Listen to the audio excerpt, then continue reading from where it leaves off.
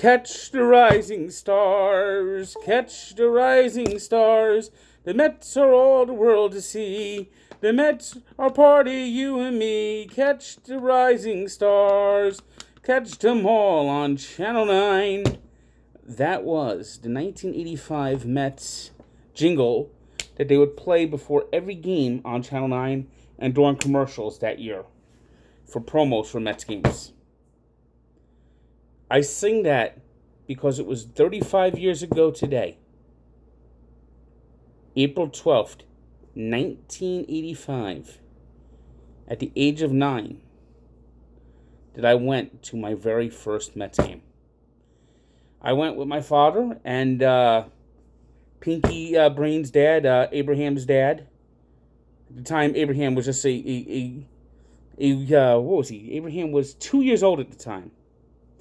So he wasn't with us, of course. So Abraham's father at the time was in the Air Force getting ready to get stationed off in Italy. And was spending some time at the in Fort Dix in New Jersey. Fort Dix. So he came up on a Friday night, and we went to a Mets game. The Mets had gotten off to a good start. They won the first two games against the Cardinals, and were playing the Cincinnati Reds. And the whole excitement was about Gary Carter. Everything was Gary Carter. They had a cardboard cutout of Gary Carter that you could take a picture of down in the bowels of Shea Stadium.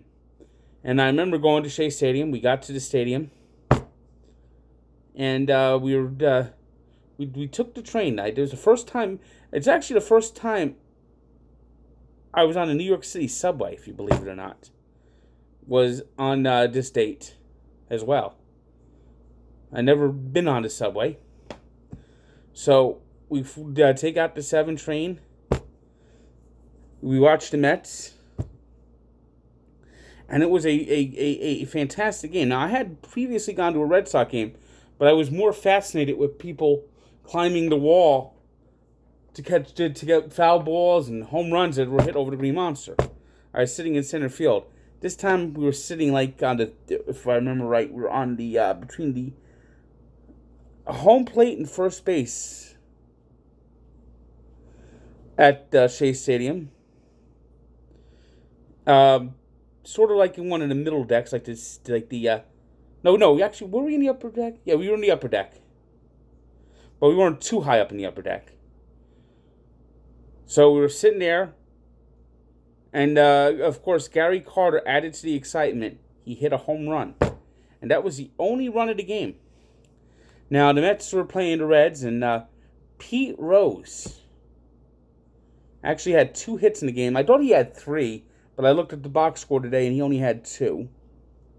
And every time he came up, fans booed him because they were still bitter over the fight in the 1973 NLCS. But it was 35 years ago today that you basically could say I became a Met fan. Because it was this day, this game, that had the most influence on my becoming a Mets fan. And they won. Bruce Bereni, a long forgotten about pitcher, only allowed 1 hit in 7 innings. Doug Sisk didn't suck that day, and he had a very bad 85. One of the reasons the Mets fell short. Of course, the Mets won 98 games in 85. And I wish there was more video of this game on the internet. All there is an interview before the game for Pete Rose. But there you have it. It was 35 years ago today that I went to my first Mets game.